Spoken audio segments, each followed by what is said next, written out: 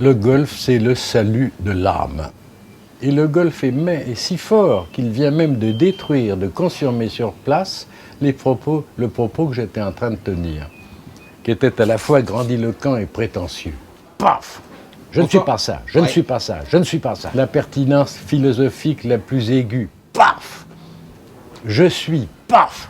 Je ne suis pas ça, paf! L'éveil, paf! Le sacré, paf! Hein, le petit enfant gazouillant que je tiens dans mes bras, paf! Je suis libre. L'éveil, ce que j'appelle l'éveil, c'est la liberté suprême. Difficile de présenter Stéphane Jourdain. Oiseau atypique dans le ciel de la spiritualité, il ne se réclame d'aucune école, d'aucune tradition, d'aucune philosophie, d'aucune religion. Sur lui, l'éveil a fondu lorsqu'il avait 16 ans.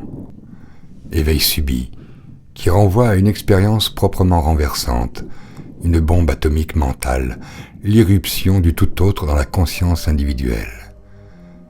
Définir l'éveil comme un état à atteindre, c'est encore se laisser abuser par le langage ordinaire. Stéphane Jourdain veut nous faire expérimenter l'éveil comme un acte intérieur, une action, un verbe. Je suis est un verbe.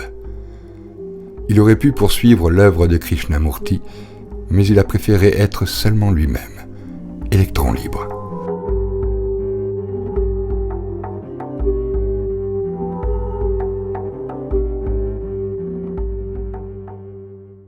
Moi, dans la nuit diaprée de licorne, de mon crâne adolescent, à brûle-pourpoint je crève la borne de mon pouvoir d'être conscient.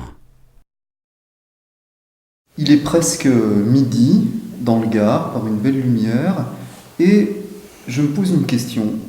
Comment se fait-il que nous soyons là? Comment se fait-il qu'il y ait quelque chose, plutôt que rien? Comment se fait-il que je sois? Comment se fait-il que nous soyons? Autant de questions qu'on a perdu l'habitude de se poser, qui sont pourtant des questions importantes. On a sans doute perdu l'habitude de se les poser parce que ce sont des questions innocentes et que l'innocence n'est plus notre fort. Voilà. Alors j'ai envie de demander tout de suite à Denise. Denise, nous sommes chez vous, ici, dans votre superbe maison du Gard. Steven Jourdain, Denise Desjardins, Gilles. Comment se fait-il que nous soyons là? Qu'est-ce qui nous vaut l'honneur, la joie d'être ici? Qu'est-ce qui vous relie à Steve? C'est Steve qui m'a demandé de bien vouloir être son interlocuteur, d'une part, et comme indépendamment de sa qualité extraordinaire d'être éveillé, j'apprécie chez lui vraiment beaucoup son aisance, son raffinement, sa classe, aussi bien dans son être que dans sa façon d'être et sa façon d'écrire que j'apprécie. Et en plus, c'est que Steve a un cœur extraordinaire, sous des boutades et sous peut-être des mots un peu, disons... Cru. Oui, merci. Peu châtié, peu châtié. Peu châtié. Eh bien, il y a un cœur et une générosité, un cœur ouvert aux autres qui me touche énormément. Voilà, c'est ce que je voulais dire. Pourquoi j'ai accepté. C'est adorable, Denis, je vous remercie. Tu as parlé du mot amour il y a un instant qui a été galvaudé. Ce mot éveil commence à l'être aussi sérieusement galvaudé. Donc, Steve, on est obligé de te poser la question, une fois encore. Il s'agit pour toi de faire encore cet exercice, de trouver des mots frais et innocents pour répéter quelque chose que tu as eu l'occasion de répéter 50 000 fois. Qu'est-ce que c'est que cet éveil? On t'attribue l'étiquette d'éveillé. Qu'est-ce que c'est? Qu'est-ce qui s'est passé à 16 ans? Ça devient une mythologie. Steven Jourdain, 16 ans, l'éveil. Qu'est-ce qui s'est passé? Qu'est-ce que c'est? Je me posais beaucoup de questions déjà, mais des questions philosophiques. Qu'est-ce que le temps? Qu'est-ce que la pensée? Qu'est-ce que penser? Qu'est-ce que moi j'ai passé 2 heures le front appuyé contre le clavier d'un piano à queue, un nez rare qui plus est, en me posant la question qu'est-ce que moi? La réponse est évidente. Moi, c'est moi. Mais intellectuellement, je comprenais tout, mais je ne sentais pas. Je ne sentais pas. Et au bout de 2 heures, je me suis relevé j'étais pris d'un vertige, pas d'angoisse, mais vertige, un grand malaise, un vertige assez terrifiant, parce que je n'avais pas rencontré la réponse vivante, pas une réponse intellectuelle, je cherchais une réponse vivante à ce questionnement. Et puis un soir, un jour, je suis tombé sur la petite phrase de Descartes, je pense donc je suis, qui c'est pas la bonne formulation d'ailleurs, c'est je pense, je suis, Dieu est, c'est dans les méditations. Donc c'est considéré comme un syllogisme par la plupart des gens, c'est pas du tout un syllogisme, c'est un acte, c'est génial et c'est extraordinairement proche de la révélation zen, du coup de bambou zen, très très proche. Je pense, je suis, Dieu est, c'est la même chose. Et, alors, j'avais pressenti dans cette petite phrase, j'avais très fugacement senti qu'il y avait dans cette petite phrase un secret qui me concernait personnellement à un degré inouï, comme nulle autre chose ne pouvait me concerner, ou ne me concernerait jamais, et que si si j'arrivais à revivre, à percer ce mystère qui s'était dévoilé à moi très fugacement, eh bien j'arriverais à savoir ce que j'étais. Et puis, ça dura un quart d'heure, puis une demi-heure, puis 20, puis 1 heure, puis 2 heures, puis 3 heures. Et puis, moi, j'étais en pleine forme et j'avais la passion. Mais je n'agissais pas, parce qu'on m'avait dit que c'était bien de le faire, j'agissais par passion, par amour. Par amour. J'étais passionné par passion, pure passion. Alors, au bout de 3 heures, évidemment, j'étais extrêmement fatigué, intérieurement exténué. J'avais l'impression de me traîner intérieurement sur des genoux sanglants. Et puis tout d'un coup, c'est pour une chose hallucinante, j'ai pas du tout extraordinaire, j'ai pas du tout eu la réponse à la question que je cherchais.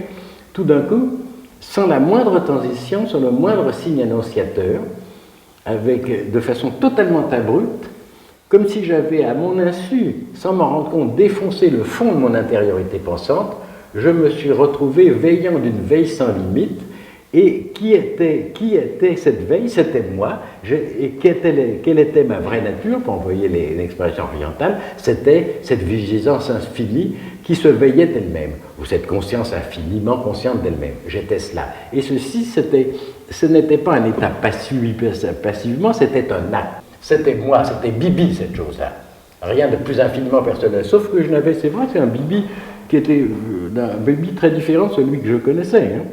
Pas de corps, bien entendu, pas de substance, pas de couleur, pas de forme, pas de poids, pas de taille, rien, absolument rien. Rien qui justifie qu'il y ait quelque chose. Or, il y avait quelque chose, il y avait l'être absolu dans le sein de cette conscience. Donc, je suis, paf. Et tout ça, ça débouche, en fait, c'est très chrétien ce que je raconte là, mais ça débouche sur la grande expérience orientale qui, à mon avis, est l'expérience du Bouddha et la culmination de l'expérience chrétienne. C'est l'ultime sommet. Lorsque cet événement colossal se produit, auprès duquel l'explosion simultanée de 1000 galaxies, de 1000 soleils et de 1000 galaxies, c'est vraiment peu de choses. C'est un événement inouï, une révolution inouïe. Mais en même temps, c'est un événement pur, il ne se passe à strictement rien. Et ça semble échapper totalement aux gens. Il y a une autre façon de stigmatiser cette approche de la conscience pure, c'est conscience ou du bien suprême, c'est-à-dire que l'irruption du bien suprême, eh bien voilà, ça va bouleverser la vie, mais non, ça ne va pas bouleverser la vie. Le torrent de la vie va continuer à couler inchangé et glorifier. Simplement, tous les bouchons qui obstruaient ce magnifique flux vont être anéantis. Et enfin, le torrent de la vie va couler. Mais il n'y a aucune espèce de changement. Parce que ce dont j'essaye de parler depuis très longtemps maintenant, n'est pas une chose grandiose parmi les choses de la vie, c'est la vie elle-même. Et on ne peut pas l'approcher comme étant une chose. Point à la ligne, voilà. D'accord. Tel le vieux chef indien, j'ai dit. Mais à nouveau, c'est vrai, un être humain atteint son humanité quand il pratique la déraison. Quand il dépasse ses limites. Quand il dépasse les limites. Moi, je suis fondamentalement, en ce sens-là, déraisonnable. J'ai toujours procédé par excès, par déraison. Et si je n'avais pas procédé par déraison, ce soir-là, alors que je réfléchissais au cogito de Descartes, d'une façon très particulière, très personnelle, eh bien, si je n'avais pas poussé jusqu'à la déraison, il ne se serait rien passé. Donc c'est vraiment que dans les extrêmes que les choses... Mais le mot déraison, pour moi, est un mot admirable. En général, il a un sens très négatif, mais la déraison est une chose... On ne peut pas ne pas passer par cette porte-là, c'est impossible. Hein. Et puis en même temps, c'est la déraison, c'est on a déjà foulé aux pieds sans le savoir tous les borborigmes du bon sens et de la raison et de la morale. Hein. Voilà, paf.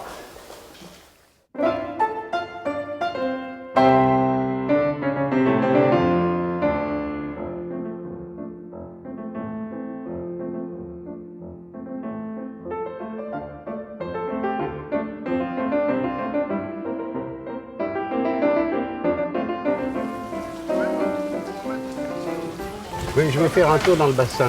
Je vous signale, hein. Oui, je vais nager dans le bassin.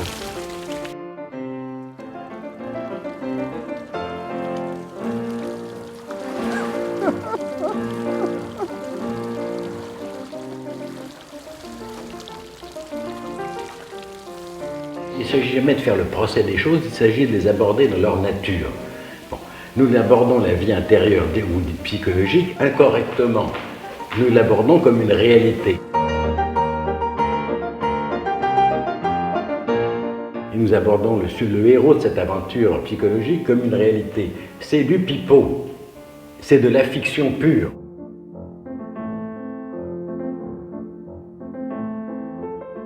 Nous sommes au cinéma en train de regarder un film. Et ce film, c'est notre vie mentale avec son sujet. Nous sommes dans la fiction.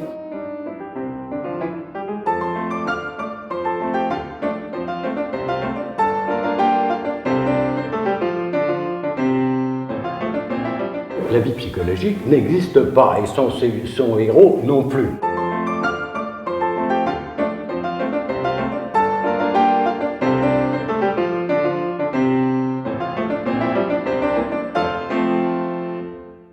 Alors Steve, ça nous amène tout droit à quelque chose sur lequel tu reviens souvent, c'est qu'une certaine culture de la sensibilité, ce qu'on pourrait appeler une culture de la perception poétique, en quelque sorte est un préalable presque obligatoire à l'ouverture, à cette investigation intérieure qui mène à l'éveil. On ne peut pas séparer la sensibilité, la poésie et l'intelligence. Ce sont l'homme intérieur à la forme d'une montagne, c'est tel l'Everest. Et il y a les deux flancs de cette montagne, il y a le flanc de l'intelligence et le flanc de la sensibilité. Puis tout en haut de la montagne, ces deux lignes se croisent et ça s'appelle la conscience pure. Bon, mais il faut faire l'ascension des deux côtés à la fois. C'est bien très convaincant. Donc c'est pour ça qu'un homme qui est un pur artiste, mais qui se voue uniquement à la sensibilité et ne se pose jamais aucune question, et chez qui l'intelligence est quasiment morte, n'a absolument aucune chance d'arriver, mais l'intellectuel, l'homme très très intelligent mais qui ne sent rien, cet homme est perdu aussi. Donc il faut, et puis je pense d'ailleurs que la poésie sous-tend l'activité de l'intelligence la plus fine, la plus pointue. Donc je pense qu'au commencement était la poésie ou la métapoésie, ce qui veut dire en langage tout à fait langage de tous les jours, avec des mots simples, c'est-à-dire au commencement était l'enfance et l'ingénuité de l'enfance. Voilà, quand on était petit, c'était un déluge d'impressions. Et puis, qu'est-ce qui reste de tout cela 30 ans après? Il n'en reste malheureusement rien. Si quelquefois un type, il sent l'odeur du café torréfié, il a une petite émotion. Et puis, il peut ramasser de la mousse, et c'est l'odeur de la mousse des sous-bois. Bon, mais c'est tout, il n'y a plus rien. Il a été anéanti. C'est intéressant de vous voir tous les deux côte à côte, parce que Denise, qui te rejoint sur tant de points, consacre son énergie, sa vie, pourrait-on dire, à aider des personnes qui viennent ici, dans cette maison, à épurer tous ces traumatismes, ces émotions négatives qui les empêchent de rêver droitement. Quelque chose dont tu as dit que tu ne connaissais pas. Donc, ce n'est pas du tout antinomique. pas du tout antinomique. C'est une préparation, disons. Oui, c'est ça. C'est une bonne préparation ou une mauvaise préparation, Non, mais c'est une préparation. C'est indispensable. Mais, si vous voulez, les personnes qui sortent indemnes de l'enfance se comptent à chaque génération sur les quelques milliards d'hommes qui peuplent la Terre, sur les doigts d'une main. La plupart des enfants, on parle beaucoup du traumatisme de la première enfance. Votre maître avait son équivalent, c'est l'émotion négative primordiale, quelque chose comme ça, qui va tout colorer, se réactualiser toute une vie. Non. Moi, je ne sais pas de quoi vous parlez. Je ne sais pas ce que c'est. Donc, en fait, il semblerait que je fasse partie de ces très rares êtres humains, indépendamment de la notion d'éveil ou de bien suprême, qui soient sortis de l'enfance sans y laisser une plume, sans concéder une seule plume au diable. Alors justement, il y a un point commun là encore dans votre démarche à tous les deux, c'est le refus, ou plutôt la lutte acharnée contre les conventions.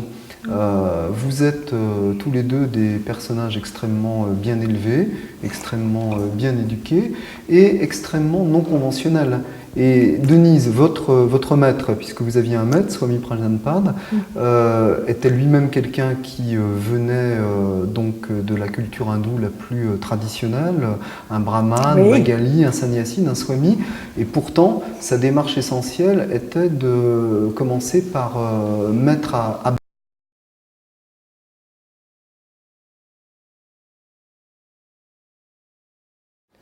Le golf, c'est le salut de l'âme.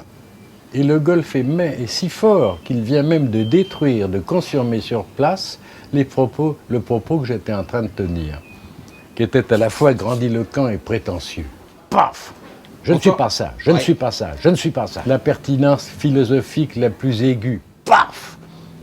Je suis, paf! Je ne suis pas ça, paf! L'éveil, paf! Le sacré, paf! Le petit enfant gazouillant que je tiens dans mes bras, paf! Je suis libre. L'éveil, ce que j'appelle l'éveil, c'est la liberté suprême. Difficile de présenter Stéphane Jourdain. Oiseau atypique dans le ciel de la spiritualité, il ne se réclame d'aucune école, d'aucune tradition, d'aucune philosophie, d'aucune religion. Sur lui, l'éveil a fondu lorsqu'il avait 16 ans. Éveil subit, qui renvoie à une expérience proprement renversante, une bombe atomique mentale, l'irruption du tout autre dans la conscience individuelle. Définir l'éveil comme un état à atteindre, c'est encore se laisser abuser par le langage ordinaire. Stéphane Jourdain veut nous faire expérimenter l'éveil comme un acte intérieur, une action, un verbe. Je suis est un verbe. Il aurait pu poursuivre l'œuvre de Krishnamurti, mais il a préféré être seulement lui-même, électron libre.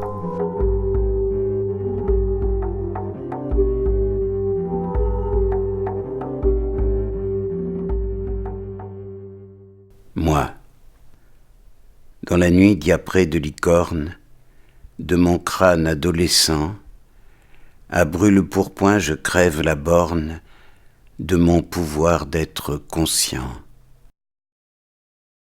Il est presque midi, dans le Gard, par une belle lumière, et je me pose une question.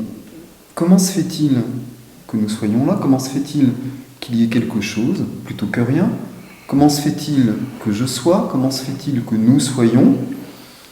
Autant de questions qu'on a perdu l'habitude de se poser, qui sont pourtant des questions importantes. On a sans doute perdu l'habitude de se les poser parce que ce sont des questions innocentes et que l'innocence n'est plus notre fort. Voilà. Alors j'ai envie de demander tout de suite à Denise. Denise, nous sommes chez vous, ici, dans votre superbe maison du Gard. Stephen Jourdain, Denise Desjardins, Gilles. Comment se fait-il que nous soyons là? Qu'est-ce qui nous vaut l'honneur, la joie d'être ici? Qu'est-ce qui vous relie à Steve? C'est Steve qui m'a demandé de bien vouloir être son interlocuteur, d'une part, et comme indépendamment de sa qualité extraordinaire d'être éveillé, j'apprécie chez lui vraiment beaucoup son aisance, son raffinement, sa classe, aussi bien dans son être que dans sa façon d'être et sa façon d'écrire que j'apprécie. Et en plus, c'est que Steve a un cœur extraordinaire, sous des boutades et sous peut-être des mots un peu, disons... Cru. Oui, merci. Peu châtié. Eh bien, il y a un cœur et une générosité, un cœur ouvert aux autres qui me touche énormément. Voilà, c'est ce que je voulais dire pourquoi j'ai accepté. C'est adorable, Denis, je vous remercie. Tu as parlé du mot amour il y a un instant qui a été galvaudé. Ce mot éveil commence à l'être aussi sérieusement galvaudé. Donc, Steve, on est obligé de te poser la question, une fois encore. Il s'agit pour toi de faire encore cet exercice, de trouver des mots frais et innocents pour répéter quelque chose que tu as eu l'occasion de répéter 50 000 fois. Qu'est-ce que c'est que cet éveil? On t'attribue l'étiquette d'éveillé. Qu'est-ce que c'est? Qu'est-ce qui s'est passé à 16 ans? Ça devient une mythologie. Steven Jourdain, 16 ans, l'éveil. Qu'est-ce qui s'est passé? Qu'est-ce que c'est? Je me posais beaucoup de questions déjà, mais des questions philosophiques. Qu'est-ce que le temps? Qu'est-ce que la pensée? Qu'est-ce que penser? Qu'est-ce que moi j'ai passé 2 heures le front appuyé contre le clavier d'un piano à queue, un nez rare qui plus est, en me posant la question qu'est-ce que moi? La réponse est évidente, moi c'est moi, mais intellectuellement je comprenais tout, mais je ne sentais pas. Je ne sentais pas.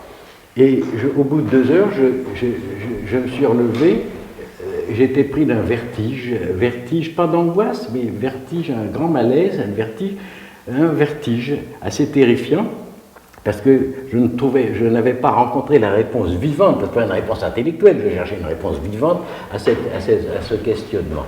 Et puis un soir, un jour, je suis tombé sur la petite phrase de Descartes, je pense donc je suis, qui c'est pas la bonne formulation d'ailleurs, c'est je pense, je suis, Dieu est, c'est dans les méditations. Donc c'est considéré comme un syllogisme par la plupart des gens, c'est pas du tout un syllogisme, c'est un acte, c'est génial et c'est extraordinairement proche de la révélation zen, du coup de bambou zen, très très proche. Je pense, je suis, Dieu est, c'est la même chose.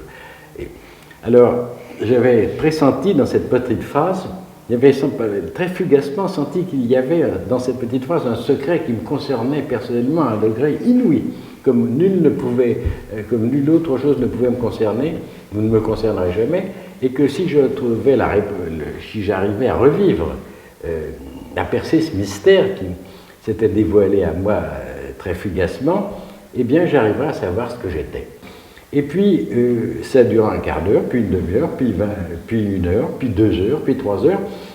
Et puis, moi, j'étais en pleine forme et j'avais la passion. Mais je n'agissais pas, parce qu'on m'avait dit que c'était bien de le faire, j'agissais par passion, par amour. Par amour. J'étais passionné par passion, pure passion. Alors, au bout de 3 heures, évidemment, j'étais extrêmement fatigué, intérieurement exténué. J'avais l'impression de me traîner intérieurement sur des genoux sanglants. Et puis tout d'un coup, c'est pour une chose hallucinante, extraordinaire, j'ai pas du tout eu la réponse à la question que je cherchais. Tout d'un coup, sans la moindre transition, sans le moindre signe annonciateur, de façon totalement abrupte, comme si j'avais à mon insu, sans m'en rendre compte, défoncé le fond de mon intériorité pensante, je me suis retrouvé veillant d'une veille sans limite. Et qui était cette veille? C'était moi. Et quelle était ma vraie nature, pour envoyer l'expression orientale? C'était cette vigilance infinie qui se veillait elle-même, ou cette conscience infiniment consciente d'elle-même. J'étais cela. Et ce n'était pas un état passivement, c'était un acte. C'était moi, c'était Bibi, cette chose-là. Rien de plus infiniment personnel. Sauf que c'est vrai, c'est un Bibi qui était un Bibi très différent de celui que je connaissais. Hein.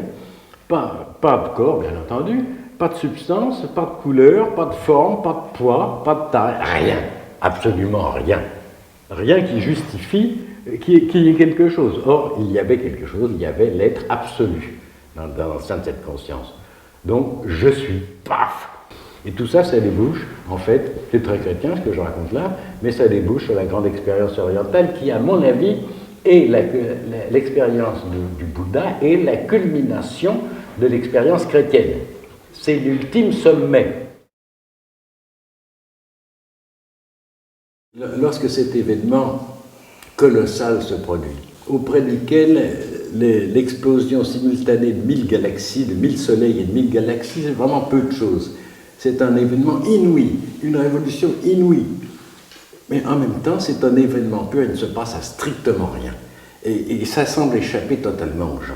Il y a une autre façon de stigmatiser cette approche de la conscience pure, c'est conscience ou du bien suprême, c'est-à-dire que l'éruption du bien suprême, eh bien voilà, ça va bouleverser la vie, et parce que c'est...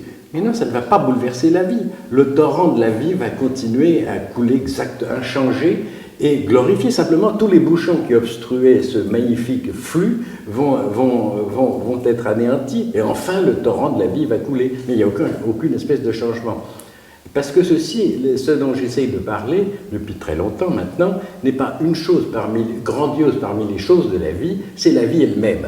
Et on ne peut pas l'approcher comme étant une chose. Point à la ligne, voilà. D'accord. Tel le vieux chef indien, j'ai dit. Mais à nouveau, c'est vrai, un être humain atteint son humanité quand il pratique la déraison. Quand il dépasse ses limites. Quand il dépasse les limites. Moi, je suis fondamentalement, en ce sens-là, déraisonnable. J'ai toujours procédé par excès, par déraison. Et si je n'avais pas procédé par déraison, ce soir-là, alors que je réfléchissais au cogito de Descartes, d'une façon très particulière, très personnelle, eh bien, si je n'avais pas poussé jusqu'à la déraison, il ne se serait rien passé. Donc c'est vraiment que dans les extrêmes que les choses... Mais le mot déraison, pour moi, est un mot admirable. En général, il a un sens très négatif, mais la déraison est une chose... On ne peut pas ne pas passer par cette porte-là, c'est impossible. Hein. Et puis en même temps, c'est de la déraison. La déraison, c'est on a déjà foulé aux pieds sans le savoir tous les borborigmes du bon sens et de la raison et de la morale. Hein. Voilà, paf.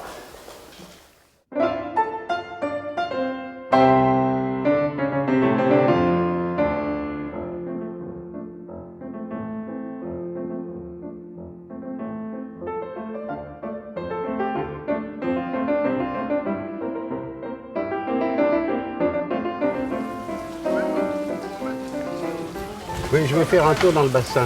Je vous signale, hein. Oui, je vais nager dans le bassin.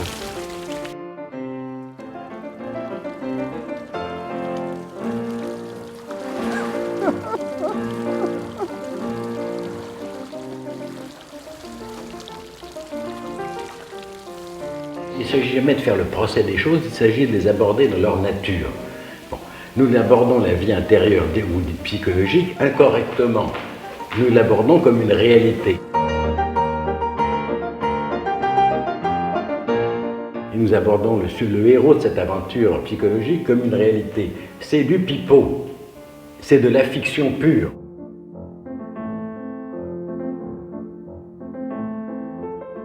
Nous sommes au cinéma en train de regarder un film. Et ce film, c'est notre vie mentale avec son sujet. Nous sommes dans la fiction.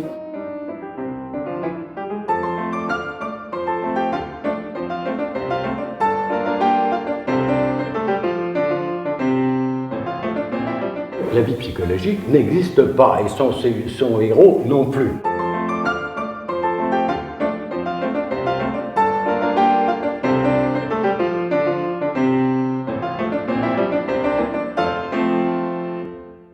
Alors Steve, ça nous amène tout droit à quelque chose sur lequel tu reviens souvent, c'est qu'une certaine culture de la sensibilité, ce qu'on pourrait appeler une culture de la perception poétique, en quelque sorte est un préalable presque obligatoire à l'ouverture, à cette investigation intérieure qui mène à l'éveil. On ne peut pas séparer la sensibilité, la poésie et l'intelligence. Ce sont l'homme intérieur à la forme d'une montagne, c'est tel l'Everest. Et il y a les deux flancs de cette montagne, il y a le flanc de l'intelligence et le flanc de la sensibilité. Puis tout en haut de la montagne, ces deux lignes se croisent et ça s'appelle la conscience pure. Bon, mais il faut faire l'ascension des deux côtés à la fois. C'est bien très convaincant. Donc c'est pour ça qu'un homme qui est un pur artiste, mais qui se voue uniquement à la sensibilité et ne se pose jamais aucune question, et chez qui l'intelligence est quasiment morte, n'a absolument aucune chance d'arriver, mais l'intellectuel, l'homme très très intelligent mais qui ne sent rien, cet homme est perdu aussi. Donc il faut, et puis je pense d'ailleurs que la poésie sous-tend l'activité de l'intelligence la plus fine, la plus pointue. Donc je pense qu'au commencement était la poésie ou la métapoésie, ce qui veut dire en langage tout à fait de langage de tous les jours, avec des mots simples, c'est-à-dire au commencement était l'enfance et l'ingénuité de l'enfance. Voilà, quand on était petit, c'était un déluge d'impressions, et puis qu'est-ce qui reste de tout cela 30 ans après? Il n'en reste malheureusement rien. Si quelquefois un type, il sent l'odeur du café torréfié, il a une petite émotion, et puis il sent, bon, il peut ramasser de la mousse, et c'est l'odeur de la mousse des sous-bois. Bon, mais c'est tout, il n'y a plus rien, il a été anéanti. C'est intéressant de nous voir tous les deux côte à côte, parce que Denise, qui te rejoint sur tant de points, consacre son énergie, sa vie, pourrait-on dire, à aider des personnes qui viennent ici, dans cette maison, à épurer tous ces traumatismes, ces émotions négatives qui les empêchent de rêver droitement. Quelque chose dont tu as dit que tu ne connaissais pas. Donc, c'est pas du tout antinomique. Pas du tout antinomique. C'est une préparation, disons. Oui, c'est ça. C'est une bonne préparation ou une mauvaise préparation, mais c'est une préparation. C'est indispensable.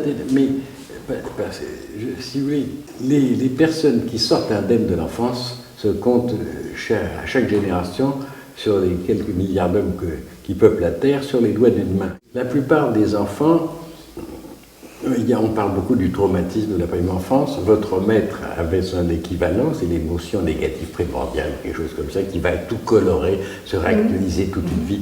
Bon. Moi, je ne sais pas de quoi vous parlez.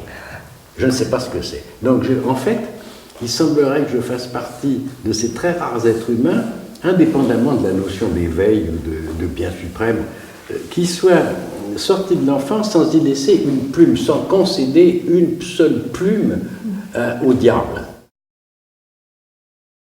Alors justement, il y a un point commun là encore dans votre démarche à tous les deux, c'est le refus, ou plutôt la lutte acharnée contre les conventions. Vous êtes tous les deux des personnages extrêmement bien élevés, extrêmement bien éduqués et extrêmement non conventionnels. Et Denise, votre maître, puisque vous aviez un maître, Swami Prajanpad, était lui-même quelqu'un qui venait donc de la culture hindoue la plus traditionnelle, un brahman, un bagali, un sannyasi, un swami, et pourtant sa démarche essentielle était de commencer par mettre à bas les conventions. Il y a des pages de lui extrêmement saisissantes à cet égard. C'était un des paroles qu'il prononçait, en tous les cas avec moi. Il parlait de lui-même et il disait, le premier travail de Swamiji, c'est de vous enlever et de faire tomber vos masques. Donc on a tous un masque, bien sûr, pour se protéger, pour se déguiser, pour ne pas offenser les autres. Ce que je peux aussi vous dire, c'est que mon parcours, si je peux le résumer en quelques mots, c'est de la révolte complète, parce que j'étais une révoltée, au lâcher-prise. Et dans cette révolte, il y avait la révolte contre mon milieu bourgeois, traditionnel, culturellement qui me déplaisait, et que j'ai vraiment lutté contre la mauvaise peinture, la mauvaise culture dont l'appartement de mes parents était envahi, d'une part. Je leur disais c'est de la merde, et c'était un mot impensable à cette époque pour une jeune fille qui avait 17 ans, mais que finalement ils ont accepté de ma part. Si je peux continuer, je peux dire que ce maître dont vous m'avez parlé m'avait dit un jour, avec beaucoup d'impact et beaucoup de presque solennité, vous avez à vous délivrer de tout ce qui n'est pas vous. Alors ces quelques mots, ça m'avait vraiment bouleversée. J'ai passé la journée et la nuit pour dire, mais il n'y a rien à moi. Ni ce qu'on m'a dit enfant, ni la religion qu'on a essayé de m'inculquer, ni les notions de Dieu qu'on a essayé de me donner, rien. Et même les peintures, c'était peut-être de l'imitation de quelqu'un que j'admirais et qui était une proche parente, qu'il n'y avait plus rien à moi. Et je suis arrivée complètement déconfite le lendemain dans la petite hutte, puisque c'était un endroit assez désert, de Swami Pragnanpad. Et je lui ai dit, mais j'étais complètement effondrée. Et je lui ai dit, mais Swamiji, il ne reste rien, rien. Et il a levé les bras, il a dit, il ne reste rien. Pour une fois, il était approbateur, comme si pour une fois, mes paroles avaient eu un véritable sens. Je n'ai jamais cité aucun auteur dans mes livres. J'ai cité 2 pages de ce sage, deux pages qui s'appellent Se déséduquer, qui sont le sommet, à mon avis, le sommet de la culture universelle. Ce sont 2 pages irremplaçables, admirables. C'est-à-dire, en fait, ce qu'il dit est très simple, très simple. Ça devrait être une évidence pour chacun, mais ça ne l'est pas, malheureusement. C'est qu'il est un temps pour avaler des couleuvres. Quand on est petit, on ne peut pas faire autrement. On ne peut pas faire autrement. Ça fait partie du jeu. Mais il vient un temps, vers 15 ans, 16 ans, 20 ans, il vient un temps où il est impératif de recracher toutes ces couleuvres pour ne pas commencer à avaler des boas à la place. C'est ça, extrêmement important. Et être dévoré. Et être dévoré. Oui, non, parce que c'est ce qui est extraordinaire, c'est ça, c'est qu'il y a toutes les couleurs qui viennent de l'extérieur, mais il faut les parties prenantes là-dedans. La société, les autres ont bon dos, c'est nous qui faisons tout le travail en réalité. C'est nous qui nous salopons. Je peux bien vouloir à ma mère, à mon père, c'est eux en apparence qui m'ont collé dans l'esprit, dans l'âme tel ou tel préjugé. Donc débarrassons-nous de ces convictions de pacotille, de ces croyances intellectuelles de pacotille. Débarrassons-nous du moi qui correspond à cette pacotille, qui est lui-même en pacotille, et devenons, alors oui c'est vrai, rien, c'est un mot clé. Et pour ce rien, je donnerai ma vie tout de suite, instantanément. Si la seule façon pour moi de communiquer, de donner à quelqu'un l'idée de l'importance de l'enjeu, de la splendeur inouïe qui est dans ce rien, et qui est dans ce moi qui est un plus absolu, eh bien, si j'avais pas d'autre choix pour faire passer le message que de me foutre une balle dans la tête, je n'hésiterais pas une fraction de seconde pour signifier cette chose, à me foutre une balle dans le crâne. Il y a le métier de médecin, le métier de prêtre. Le prêtre, c'est un passeur d'âme. Moi, ça serait plutôt mon boulot. Et puis, il y a un autre métier tout à fait indispensable, c'est celui de médecin. Il faut recoller les morceaux. Les gens sont dans un état tellement déplorable qu'il faut absolument... Puisque papa n'est plus dans la course, maman non plus, la grand-mère non plus, qui porte des mini-jupes, tout ça est ridicule. L'instituteur défaillant, l'éducationnel s'est effondré, 25 années de civilisation sont parties en fumée. Bon, le type était vraiment en grand danger. Et il faut absolument que quelqu'un fasse un acte médical dans cette direction et recolle un petit peu les morceaux. Voilà. Simplement, non pas pour lui faire atteindre le moi ultime, simplement pour remettre en place le moi normal, oui. Le moi habituel, qui est tout de même le tremplin sur lequel le seul tremplin sur lequel nous pouvons nous appuyer pour faire le grand plongeon vers le moi source.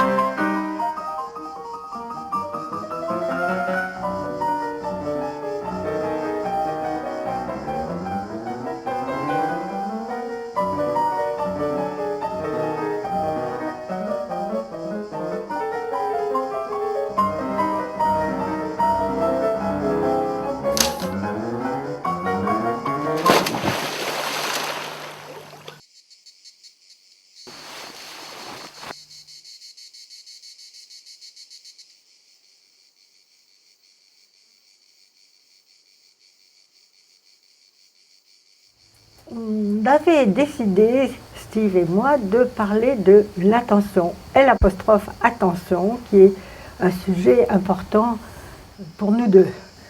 Et quand c'est dans la vie active, il me semble nécessaire d'avoir une attention très fine sur ce qui se passe et aussi sur ce qui se passe en moi, à la fois extérieur et à la fois intérieur. Si on est unifié à l'intérieur, vide au maximum de pensée et de jugement, là, c'est beaucoup plus facile d'entrer dans une communication directe, d'être en prise directe avec l'extérieur, en prise directe avec la personne, sans oublier ce qui se passe en moi. Et c'est le début d'un sentiment d'unité, d'une prise de conscience de soi qui permet une communication, une relation avec les autres qui change de niveau. Ce n'est plus de moi superficiel à moi superficiel, mais d'intériorité à intériorité. Pour moi, l'attention est la faculté reine de l'esprit. Alors j'ai fait une petite note intéressante, qui me semble relativement pertinente.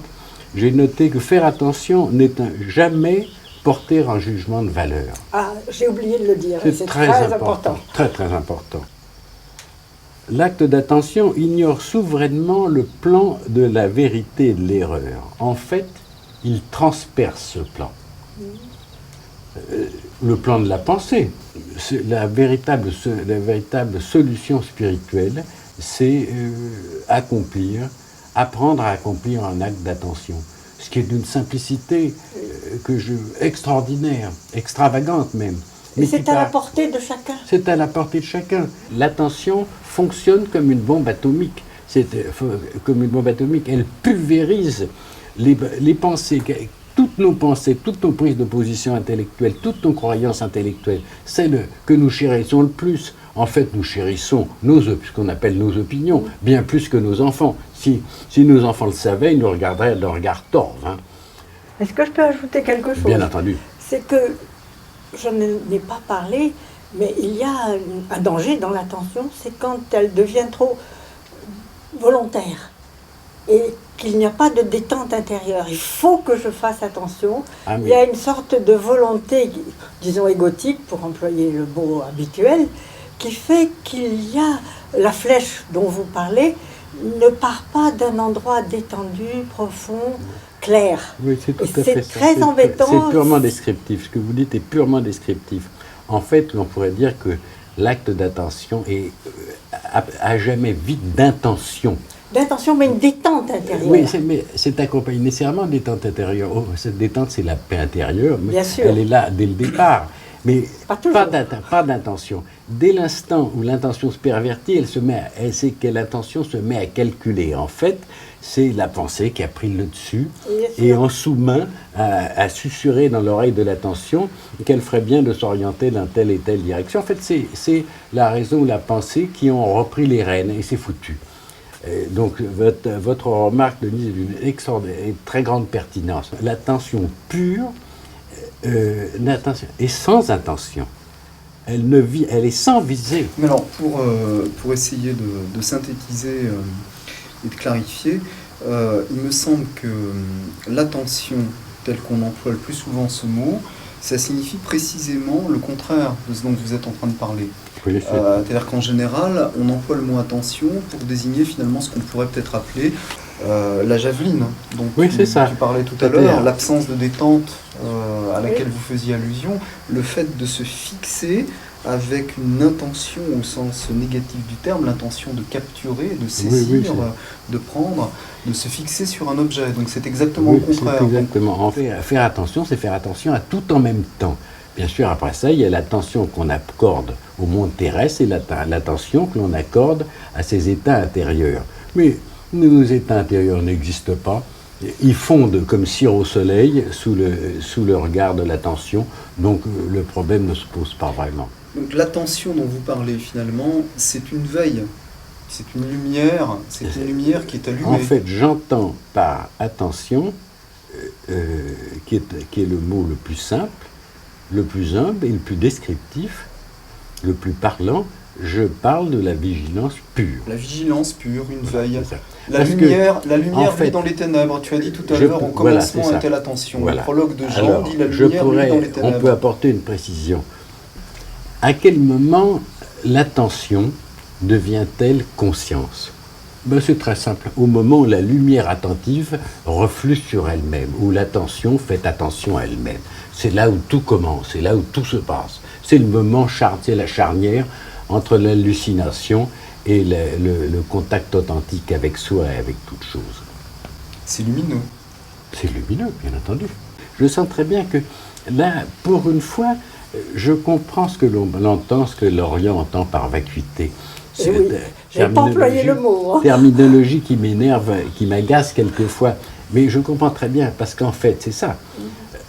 L'attention, faire attention, accomplir un acte d'attention en direction de ces pensées, des images mentales qui surgissent, de tous nos états d'âme, alors là, on peut dire qu'effectivement, il y avait toutes sortes d'êtres ignobles qui couraient, et qui peuplaient ce grand vide intérieur, de crapauds, de serpents, qui étaient déguisés en bonnes fées, mais qui étaient tout de même des crapauds et des serpents. Et le vide est là, et finalement, ces êtres ignobles nous font l'aveu, enfin, de leur inexistence fondamentale et se dissolvent dans ce vide. Voilà. C'est-à-dire qu'elles ne sont pas permanentes jamais. C'est toujours en train de bouger, toujours en train de changer, et le vide, par derrière, si je puis dire, a une sorte de permanence. C'est tout à fait. Alors je vais vous faire un coup impardonnable. Et allez-y. J'ai honte de vous faire ce coup impardonnable. C'est que ce propos, je ne peux que souscrire philosophiquement, intellectuellement, au propos que vous venez de tenir. Mais bien entendu, il fait partie des êtres ignobles qui circulent dans le vide intérieur. Oui. Et oui. Voilà. Je suis audacieux, je me suis montré d'une audace affreuse, mais je m'étais juré que je ne vous ferais pas le coup. Mais non, mais vous avez raison. Oui. Parce qu'il y a deux sortes de vides.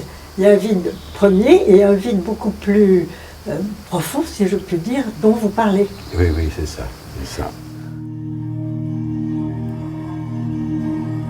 Je ne m'impose aucune loi. Parce que vous savez, un être libéré, c'est un être libre. C'est aussi simple ça. Hein.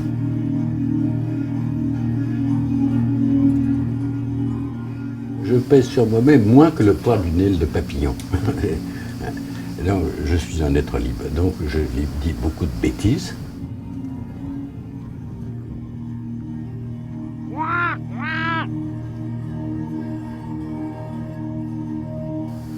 Quelle est ma demeure?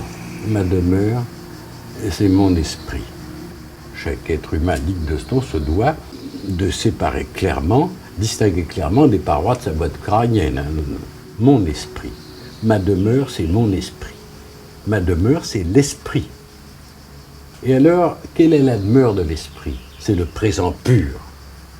Quelqu'un qui a compris ça, en fait, a tout compris. Je n'existe que intérieurement, que maintenant. Alors que nous nous prêtons de façon invraisemblable, nous prêtons à notre être le plus intime, dans lequel Dieu a bien voulu se condenser. Et c'est Dieu. Nous sommes porteurs au centre de nous-mêmes, au centre du centre de nous-mêmes, nous sommes porteurs de Dieu. Ce n'est pas rien.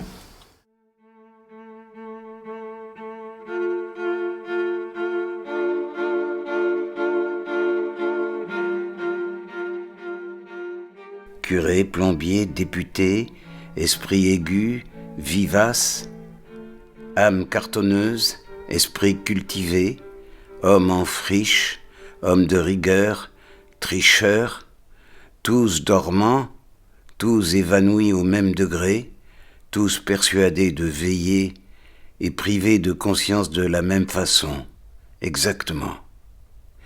Car ce sommeil métaphysique est sans graduation, sans nuance, est un unique niveau auquel on appartient tout à fait ou pas du tout. Comment leur faire comprendre qu'ils dorment? Comment leur faire savoir qu'en cette vigilance exemplaire qu'est la conscience de soi habituelle, ils dorment? Qu'en son essence, le phénomène dort. Ils ne font aucun cas de l'immense mystère d'avoir un esprit. Alors comment leur faire remarquer l'axe du mystère? Et voici soudain qu'il entend réussir dans son existence, chérir les siens, les protéger, soulager la misère du monde, tout cela ne presse pas. La seule chose urgente et importante est veiller.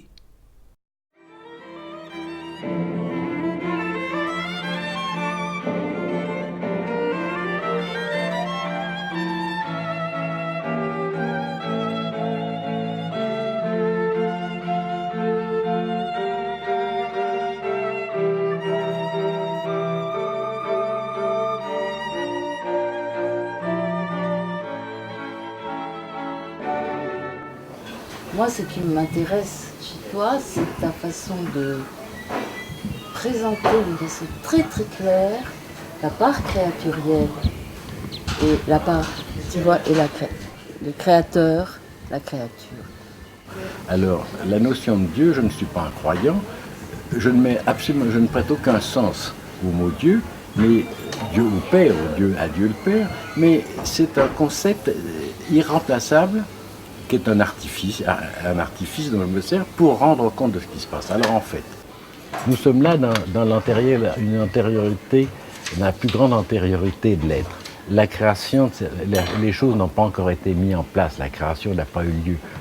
Il n'est que nous sommes dans la dimension première, primordiale de l'esprit pur.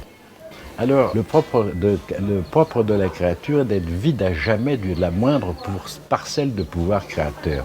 C'est pour ça que j'aime bien répéter pendant mes conférences, que vous savez, le type que vous avez devant vous, ce type, ça pourrait être une nana, il vit et possède moins de pouvoir qu'une poule. Et l'âme créature, la part créaturielle de nos âmes possède moins de pouvoir qu'une poule, mais elle a un pouvoir de génération, d'engendrement. Et qu'engendre-t-elle? Quel est le boulot? On a vu que Dieu faisait le réel, c'était son boulot. Quel est le boulot de la créature? C'est d'engendrer un irréel pur, absolument pur. Et alors, ceci pose une grande question. Pourquoi diable la créature aurait-elle pour mission de générer cet irréel pur? Eh bien, la réponse est très simple. Cet irréel pur, on pourra employer un autre mot, cet imaginaire absolument pur, non souillé de la moindre trace de réalité, est le seul ciel dans lequel le véritable Dieu va pouvoir se lever.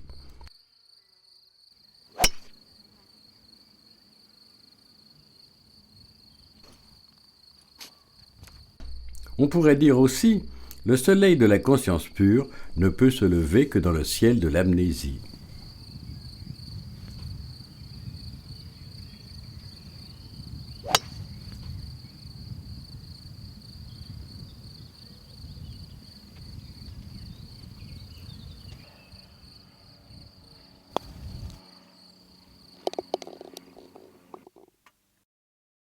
Voilà l'histoire. L'enfant de Dieu a bien joué. Il a dessiné en s'amusant, avec passion, le jeu d'Éden, comme nous nous amusions avec passion quand nous étions petits, à jouer à la poupée ou au gendarme voleur dans la cour de l'école. Il est resté d'une modestie adorable. Il ignore même qu'il est chargé d'une mission divine, parce qu'à ce moment-là, il risquerait de commencer à rouler les mécaniques. Tout va bien. Alors Dieu décide que le moment, l'enfant de Dieu s'est bien conduit, l'âme créaturielle s'est bien conduite, et le moment de la création est arrivé, et Dieu appuie sur le levier créateur, et le jeu de l'enfant de Dieu, qui n'est rien de moins que ce que nous appelons le monde, la réalité, se met en place. Le pire est à venir, c'est que je crois ce que je dis. C'est purement descriptif. C'est que si nous sommes là, il n'y a aucune autre cause au fait que nous soyons tous ensemble, que cette table soit là, soit blanche. Il n'y a aucune autre cause à tout cela que le jeu de l'enfant Dieu miraculé par le Père. Il n'y a aucune autre cause. Donc, ce présent n'a aucune autre origine, n'a que pour seule origine une origine divine. Et ceci est vrai de tous les présents, et ceci est vrai de toutes choses. Et il faut avoir rencontré Éden pour mesurer pleinement sa splendeur. Les instants privilégiés que chacun peut connaître au cours d'une vie, généralement au cours de l'enfance, laissent à peine augurer de la splendeur d'Éden. Donc d'Éden est là, mais c'est le premier banc de la création, de la vraie création. Mais il y a un deuxième banc, parce que dans microseconde de l'éternité où Dieu a miraculé le jeu de l'enfant, le jeu de son enfant, cet enfant a triché. Il a louché vers le levier créateur du Père et il a voulu usurper l'identité du Père, il a appuyé sur le levier créateur à sa place. C'est ce que les chrétiens appellent la chute. Mais la chute, elle n'est pas dans le temps, Monsieur Adam et Madame Ève, c'est la chute maintenant, tout de suite, à chaque instant. La chute, le grand dérapage originel se met en place dans le tréfonds de chaque conscience, à tout instant, dans la pointe de présent pur de l'instinct intérieur. Et toute la partie se gagne ou se perd dans la pointe de présent pur de ce que nous appelons nos esprits. Voilà. Alors, ça correspond à la chute originelle, mais les orientants parlent aussi. C'est la mise en place d'un faux monde, telle une énorme bulle subjective. Oui, le Maya oriental. Je ne sais pas si c'est peut-être ça, c'est la place du faux monde. Alors l'erreur qui est souvent commise, c'est si on se fie à la raison, on est foutu. On est toujours foutu. Donc l'erreur qui est souvent commise en Orient, c'est de déduire du fait qu'il y a un faux monde, d'en déduire que le monde n'existe pas, qui sur le plan logique est très fallacieux. Oui, et qui est terrible, parce qu'on part dans des fausses voies complètes. C'est l'égarement, c'est l'égarement absolu, c'est l'égarement spirituel absolu, donc il est indispensable d'amener cette précision. Ce qu'il faut tuer, c'est ce qui n'existe pas, ce qui est fin d'exister, c'est-à-dire le faux monde, qui est une corruption du monde, la corruption du monde divin, du monde terrestre et de l'âme. Nous parlons là de la corruption de toute chose qui est véritablement sacrée. Et donc il s'agit de tuer l'impur pour que le pur ressurgisse. Oui, mais c'est comme simplement un voile léger, très fin, qui à partir du moment où ce voile s'évanouit, tout s'illumine. Oui, c'est ça, parce qu'en fait, au moment où le voile se consume sur place, où cette deuxième création apocryphe, mensongère est anéantie, en fait, il ne se passe absolument rien. Que se passe-t-il vraiment? Il ne se passe strictement rien. Le néant retourne au néant. Il est vrai que l'être a fait retour à l'être et le néant a fait retour au néant. Il ne s'est absolument rien passé.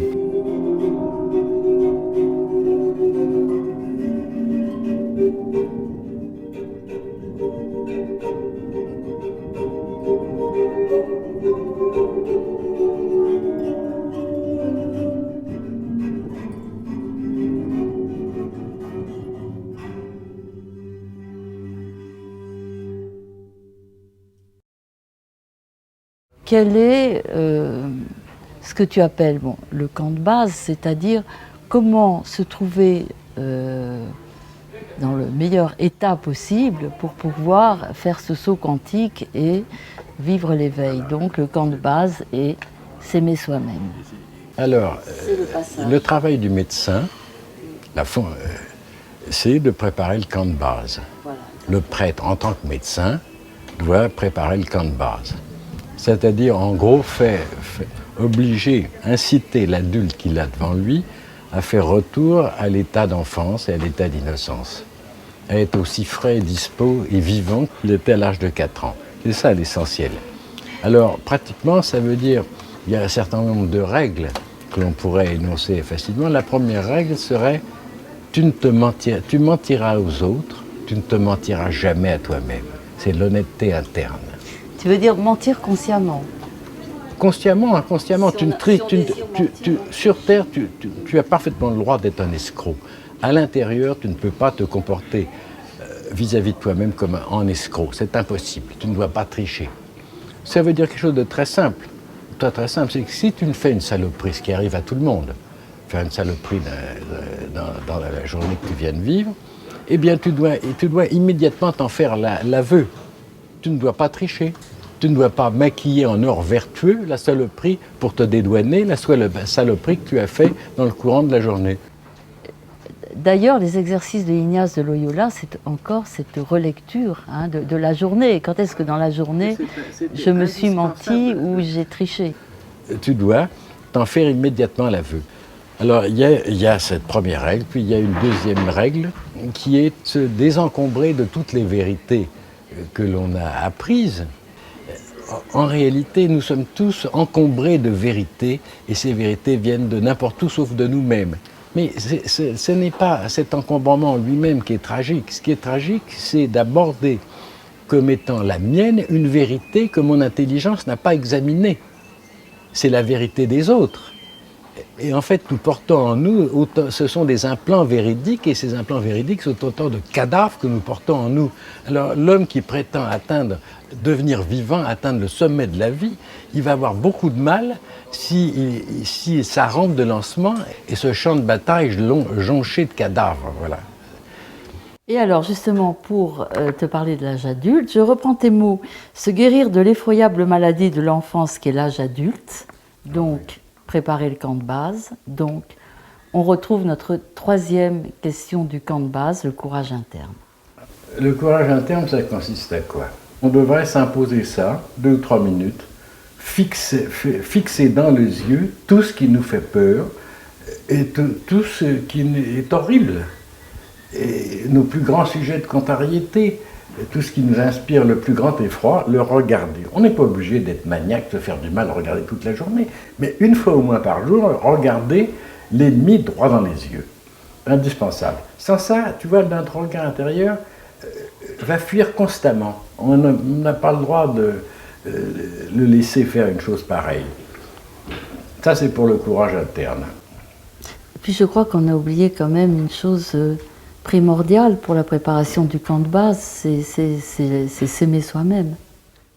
C'est la première pierre du camp de base, hein.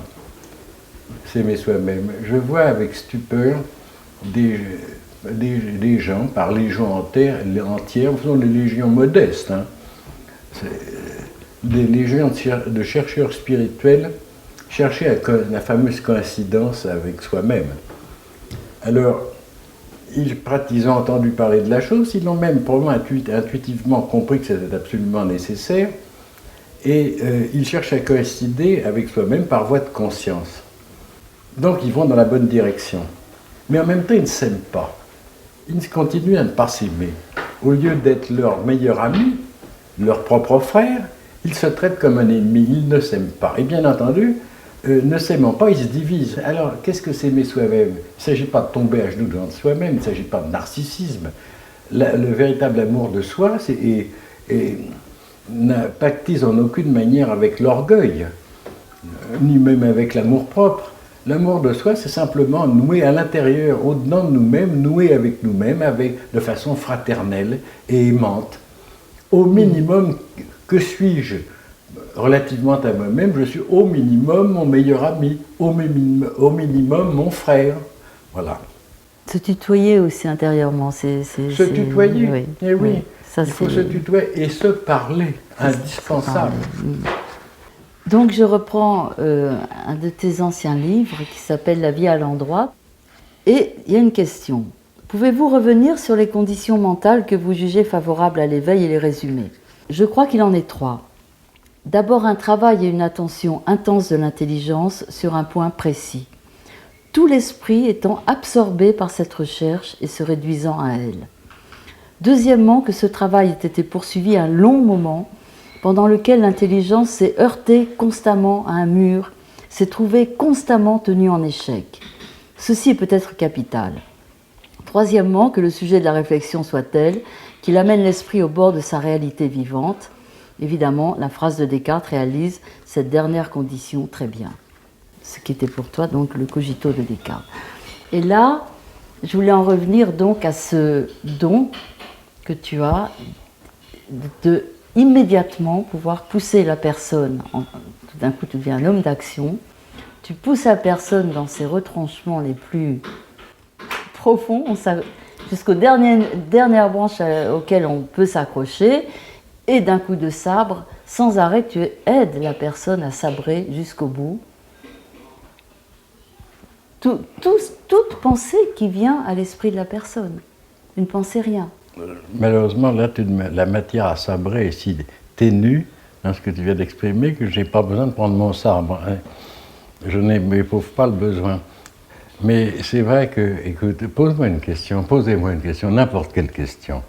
Peu importe que la question soit réelle ou imaginaire. Il n'y a pas de question, il y a des pensées de questions, une pure pensée, rien, néant. Oui, alors je vais reprendre par exemple ce que disait Fabien tout à l'heure. Une pure pensée, néant. Il te disait, oui, c'est ça. Rien. Alors, je reprends, moi, ce que j'ai vécu avec toi il y a des années. Tu n'as rien vécu avec moi. Bon, très bien, oui. Bon, mais il y avait un Dieu quand même qui était là, non Il n'y a ni Dieu, ni absence de Dieu. Ni oui, ni non, et il n'y a même pas l'alternative. Mais alors un ange est passé à ce moment-là? Comme je ne peux pas, je suis en train de détruire, j'essaye de détruire tous les systèmes dont je ne peux pas systématiser cette entreprise sans la trahir. Donc je vais répondre à la question. Un ange est passé. C'est une très bonne façon d'exprimer la chose. C'est la façon la moins répugnante d'exprimer la chose. Voilà.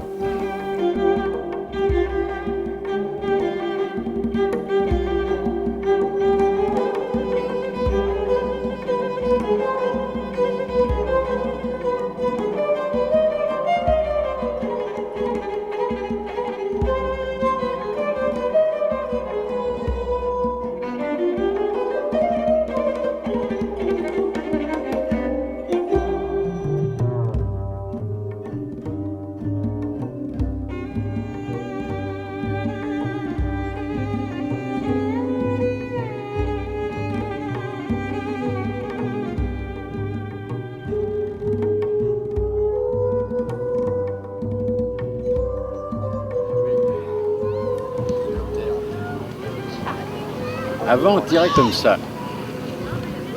Autrefois, on tirait comme ça. Puis après ça, on a vu Starkey Hutch comme ça. Et avant, c'était comme ça. Alors maintenant, tu as vu dans tous les films américains, il retourne dans Et retourne dans comme ça. Dans 10 ans, ça sera comme ça. Paf, paf, paf, paf, paf. Je suis seul, enfin seul.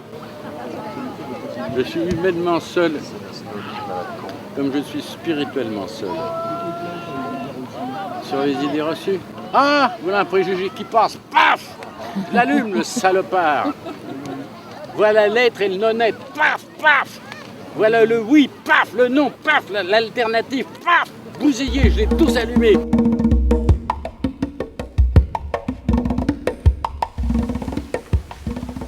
Le véritable coup de rattrapage se nomme conscience.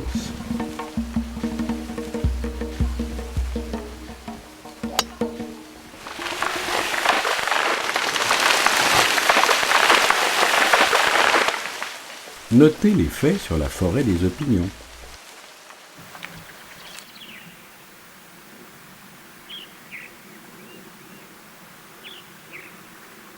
Le temps naturel de vie de nos souffrances intimes est très bref. Quelques secondes, peut-être quelques minutes. Et nous, de façon tout à fait absurde, nous sommes comme les mauvais pianistes. Alors, on souffre, on a peur, paf, on appuie sur les pédales fortes, et cette peur va durer jusqu'à notre mort. Alors, il y a une complaisance dans l'alimentation de nos propres peurs. Le choc affreux que nous avons eu à 15 ans ou à 14 ans, si nous n'y prenons pas garde, si quelqu'un nous dit par là, nom de Dieu, Steve, lâche ton pied, mets la pédale sourde plutôt que la pédale forte, ne fait pas durer, eh bien ce choc affreux que nous avons vécu à 14 ou 15 ans va nous poursuivre jusqu'à notre mort. Alors qu'il suffisait de faire un geste très simple, c'est d'enlever son pied de la pédale forte.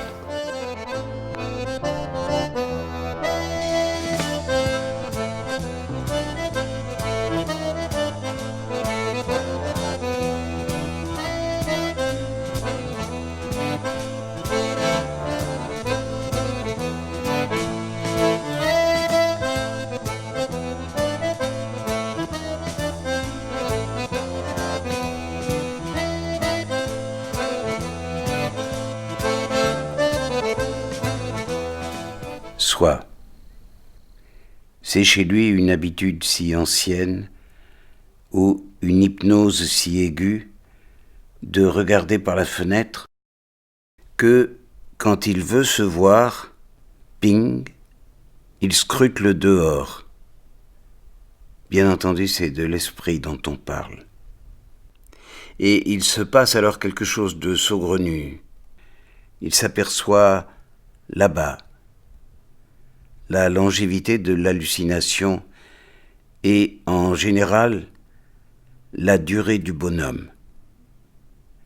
C'est donc 10 ans, moi, et montrant les lointains, c'est-à-dire sur un gag réellement ultime, qu'un jour nous basculerons sans rire dans le trépas. Vais-je, moi, extasié, basculer dans ma vie?